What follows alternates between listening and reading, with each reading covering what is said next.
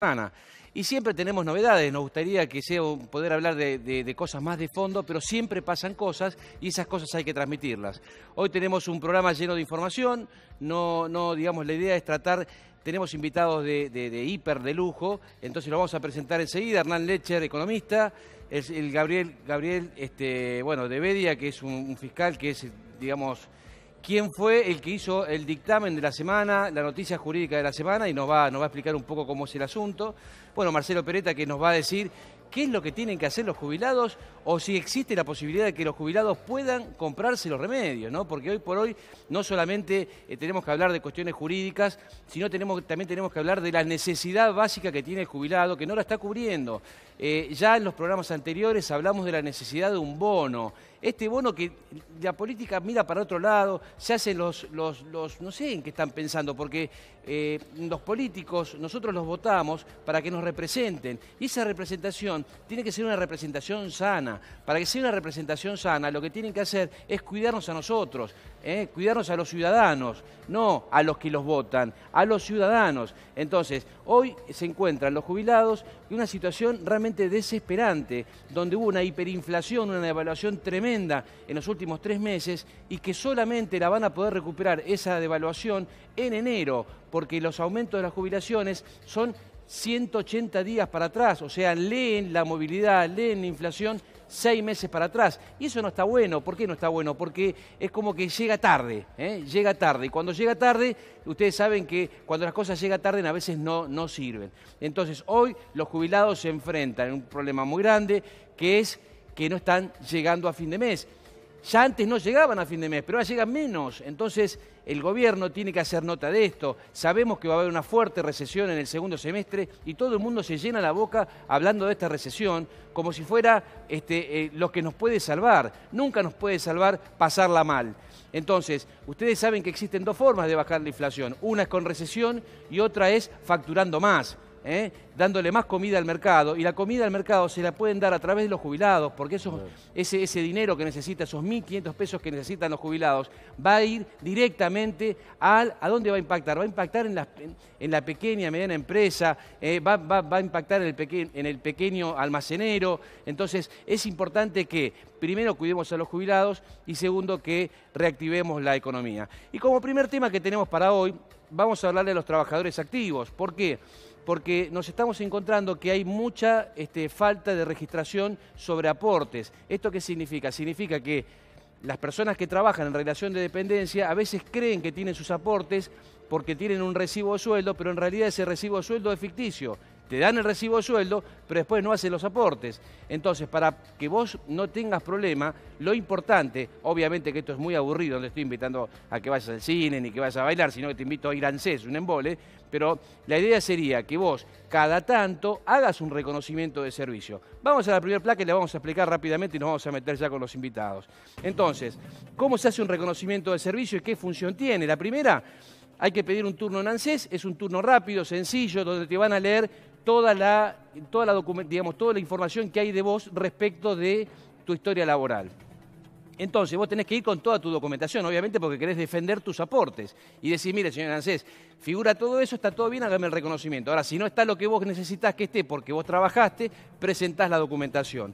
Después ANSES va a sacar una resolución y a vos te va a dar lugar a hacer un reclamo posterior. Y eso es muy importante, que vos puedas hacer un reclamo posterior, porque el día que vos te jubilás, si no tenés los aportes, cuando haces el reclamo posterior, va a ser porque te denegaron la jubilación. Y cuando te denegaron la jubilación, vos vas a estar en la desesperación de que vas a necesitar la plata de la jubilación y vas a prescindir de estos aportes. Entonces, la recomendación es, si vos estás trabajando en relación de dependencia, no te digo que tenés 25 años, pero si tenés ya 10 o 15, 20 años de aporte, andá y chequeá los que estén bien.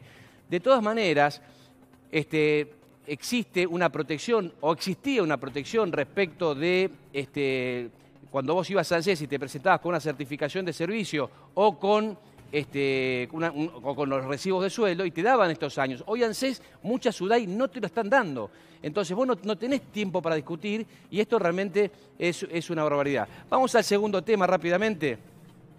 Vamos a la próxima placa.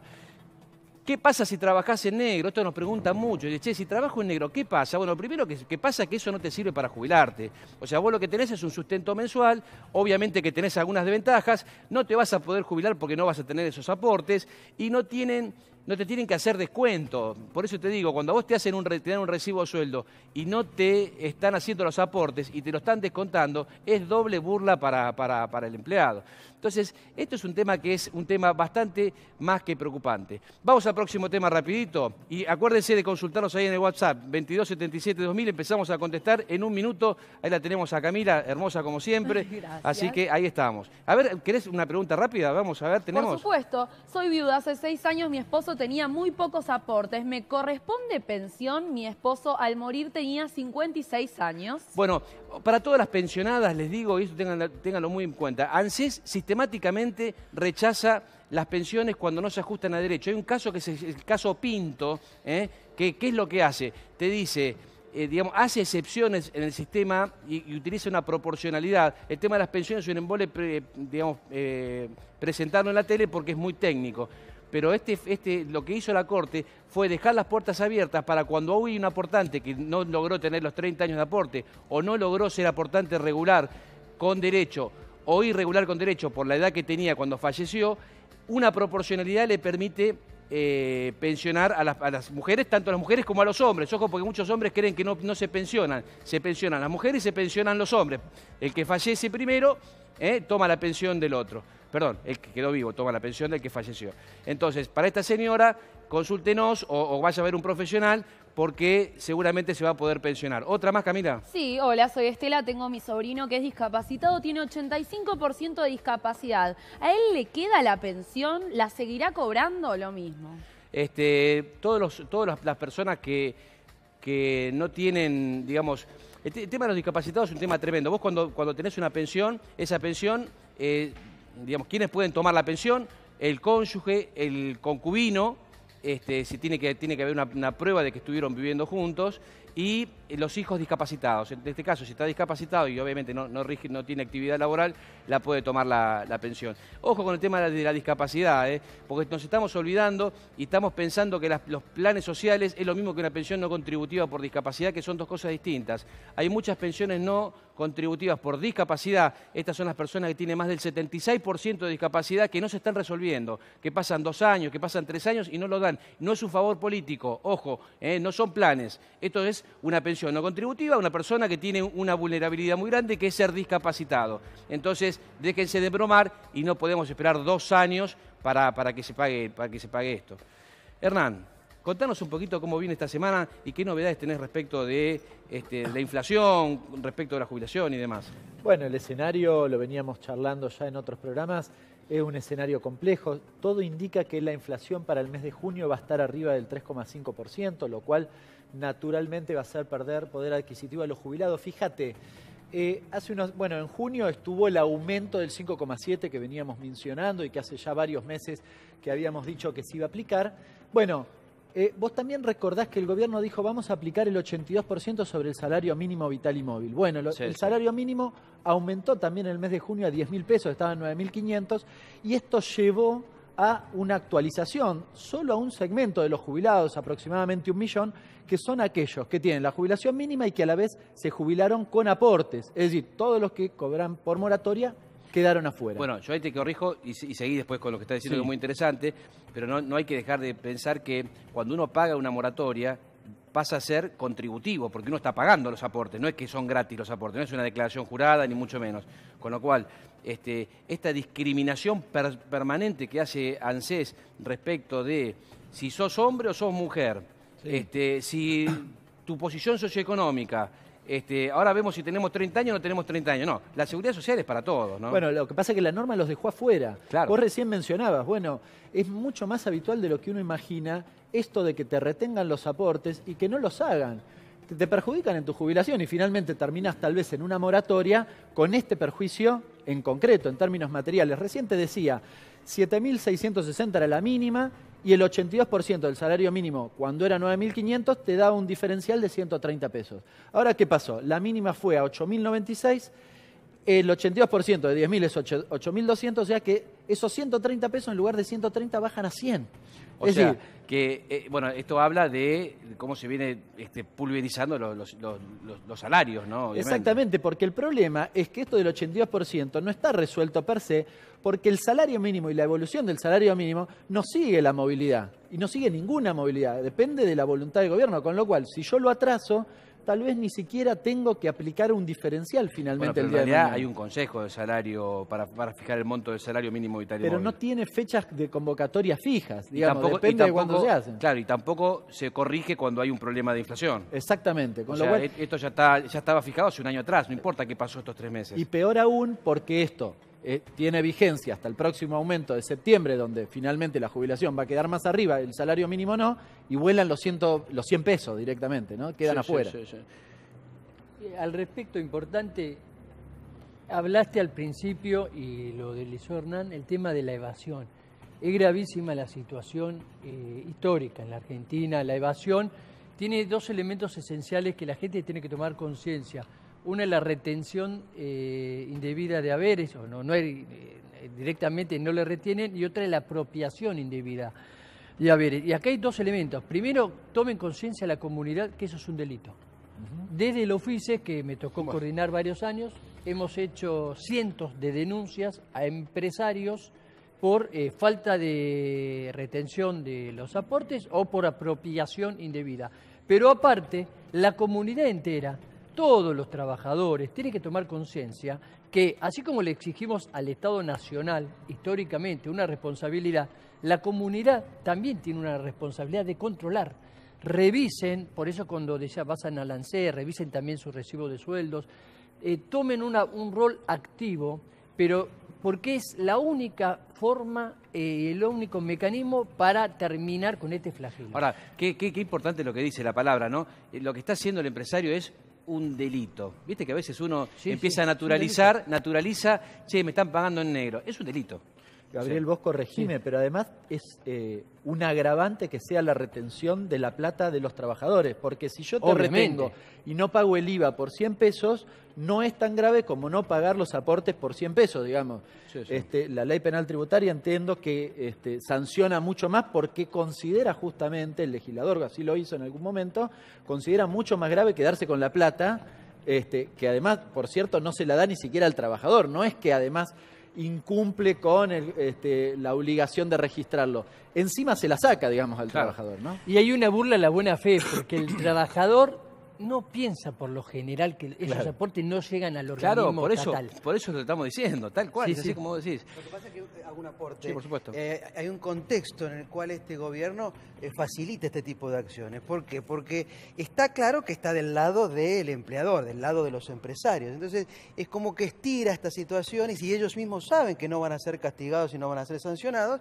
Entonces, avanzan sobre eso, en no registrarlo o en registrarlo y no pagar, o pasar al monotributo, que es claramente un fraude laboral, ¿no es cierto? Sí, Entonces, sí, sí. las circunstancias políticas que vivimos estimulan estas acciones Sí, bueno, pero delictivas, ¿no? lo que vos decís es perfecto. El problema es que la justicia no se envicie Claro. con lo que se dice en la calle. No acompaña la cuestión Claro, política, porque que se nosotros mantenga la cuestión necesitamos que la judicial, justicia lo que tiene que hacer es administrar las leyes. Administrar las leyes, no hacer leyes nuevas, cambiar las cosas que están.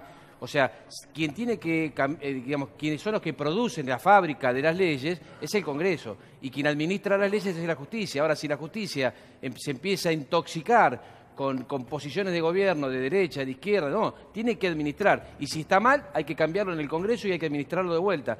Por eso es muy importante la función de la Corte, sobre todo en fallos que están esperando los jubilados. Eso es clave. Y vamos a seguir hablando de los que más necesitan y vamos a hablar del servicio doméstico. Poneme la placa acá al costadito, por favor, si podés.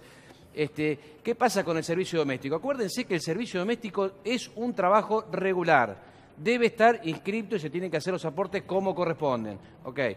Debe tener constancia a la finalización del trabajo. Vos cuando te vas en realidad tenés que llevarte dos cosas, pero la más importante para jubilarte es que tenés que llevarte un papelito que te dan en ANSES donde tiene que hacer una declaración jurada el empleador y tiene que firmar en ANSES y le tiene que certificar la firma, que eso es lo que te va a servir a vos para jubilarte, porque mucha gente que tiene servicio doméstico después lo tiene que desafectar, tiene que ir a FIP y desafectarlo, porque como está mal hecho desde el punto de vista instrumental y los de ANSES no te ayudan en nada, porque lo que más se verifica, lo que más se sospecha es el servicio doméstico, cuando debería ser el que más se protege. Y es el trámite más engorroso. Si vos digamos, trabajás en servicio doméstico, tanto cuidando personas o ayudando a alguien en alguna familia, lo que sea, sabé que cuando te vayas a jubilar vas a tener problemas, porque no es fácil hacerlo. Tenés que ver que los aportes se hayan hecho como corresponde, por las horas que corresponde, que el empleador no se confunda y si vos ibas lunes, miércoles y viernes diga que vos ibas martes, jueves y sábado, o que no ibas algún día porque capaz que el verificador va y te tira el servicio doméstico por las nubes. Así que bueno, vale como aporte si ese aporte es de una manera. Si a vos te ponen por la categoría mínima, eso no vale como aporte, porque capaz que vos vas y trabajás 3 horas por semana y no vale como aporte. Pero si vos juntás más, vas a trabajar a otra casa y sumás, sí te suma como un mes de aporte. Y ANSES siempre lo verifica. Esto es importantísimo que lo sepan. Y bueno, a ver, tenemos más consultas, Por supuesto. Camila. Dale, vamos. Dice, soy jubilada del Ministerio con el 70%, con 20 años de trabajo. ¿Cuánto me corresponde? Bueno, acordate siempre que para cuando vos te jubilás la cuenta es bastante fácil. Yo la digo fácil, vos vas a pensar que es un chino. Pero a vos te van a dar, por cada año de trabajo, si es una jubilación de relación de dependencia, te van a dar un 1,5% por cada año trabajado. Si vos trabajaste 30 años y aportaste 30 años, te van a dar el 45% más la PBU. La PBU, ¿cuánto es? 3.825. Eso se lo dan a todo el mundo. Y después te agregan esos porcentajes. Y vos podés tener 30 años, porque en el caso que tengas 35 es el 52,5%, pero acordate que son siempre más 3.825. Entonces, si vos ganás, por ejemplo, 20.000 pesos, te vas a jubilar y tenés 35 años de aporte, te vas a jubilar con 14 lucas más o menos. Así que eso está bueno. Por eso hay que jubilarse ahora y no esperar la nueva ley previsional, porque en la nueva ley previsional te van a churar, acuérdense. Vamos, Cami, otra. Hola, buen día. Yo cumplí 60 años y nunca tuve aportes de trabajos y fui a ANSES y me dijeron que yo no me puedo jubilar hasta los 64. Bueno, en realidad lo que te dijeron en ANSES también no es preciso, porque si ellos te dicen que, o sea, las moratorias terminan en julio del 2019. Si terminan en julio del 2019, cuando vos tengas 64 no va a haber moratorias. Y si no va a haber moratoria, por más que tenga 4 años de aporte, si aportás, no te va a alcanzar. Y si no aportás, esos 4 años de exceso de edad equivalen a 2 años de aporte. Tampoco te van a servir. Yo te diría que vayas a ver un abogado, porque capaz que vos tenés alguna cosita ahí que te puede llegar a ayudar y te puedes jubilar.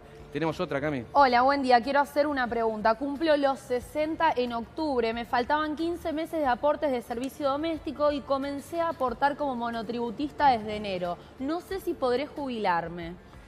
Noemí de Ranela. Noemí, hay que verlo, no sé, porque eso es justo es el tema que hablamos recién del servicio doméstico. Hay que ver, porque capaz que ese servicio doméstico se prolija un poquitito, capaz que con aportes tuyos, porque en algunos casos vos te aportan digamos, la parte previsional son 12 pesos y te debería ser 35 y digamos, podés pagar esos 24 para compensar. Tema técnico, pero anda a ver un abogado o llamanos que te vamos a dar una mano. Otra más, vamos, Cami. Aporté 3 años en una empresa que no existe más. En los archivos del Ministerio de Trabajo hay constancia de los años trabajados. Ahora tengo 29 años de servicio en el Estado. Presenté en el ANSES todo, dice, los años trabajados en la actividad privada. ¿Me sirven para completar los 30? Y claro. Dice que los años aportados fueron del año 73. Muchas cosas, mucho pasa que van en ANSES y depende la persona que te atiendan es la jubilación que podés obtener. Porque en realidad vos lo que tenés que, digamos, la ley te permite hacer muchas cosas con respecto a las jubilaciones y tomar muchas ventajas y algunas, bueno, ver cómo manejarlo, ¿no? Porque,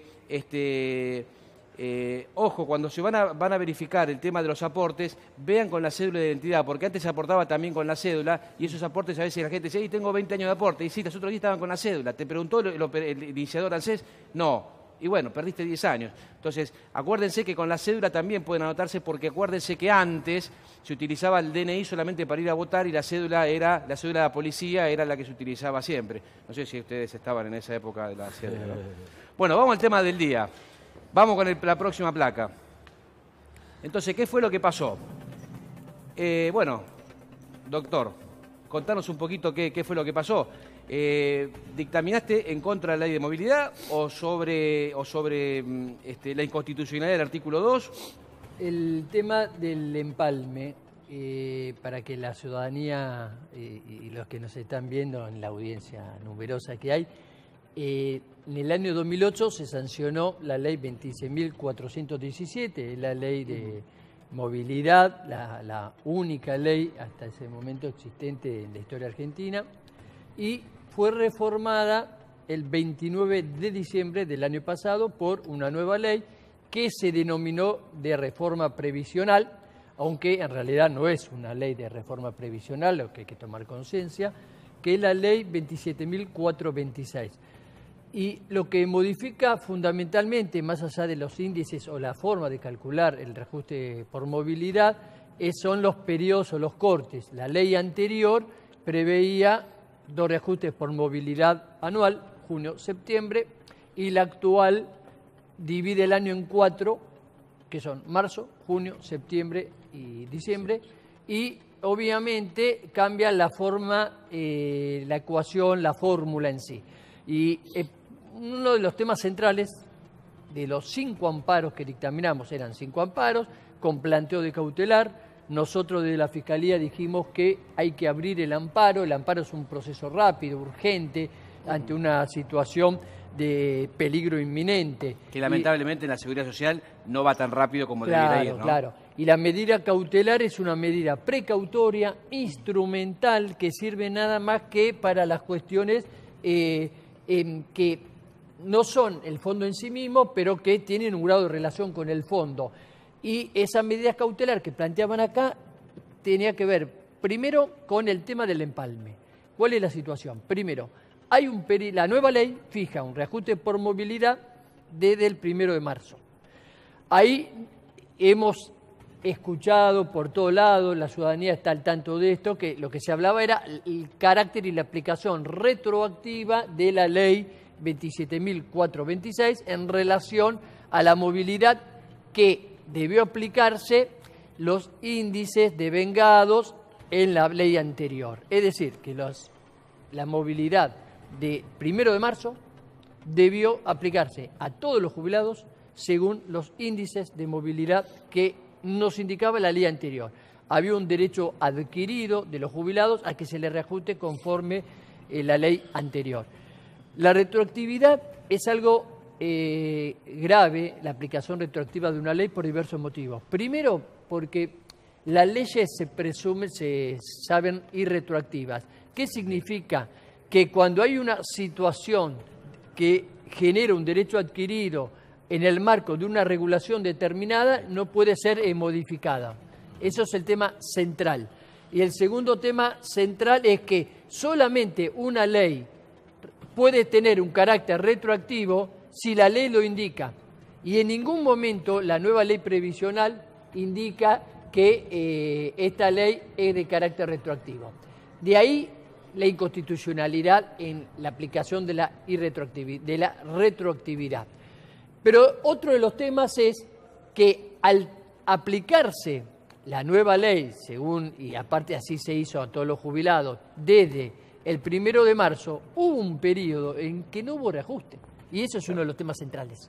Claro. Entonces, ¿qué pasa? Al no haber durante un periodo reajuste, el piso sobre el cual se van a hacer los reajustes posteriores, junio, septiembre, ya va a llegar a una suma que no es la que le corresponde por derecho a los jubilados, porque parte de un piso que es antijurídico.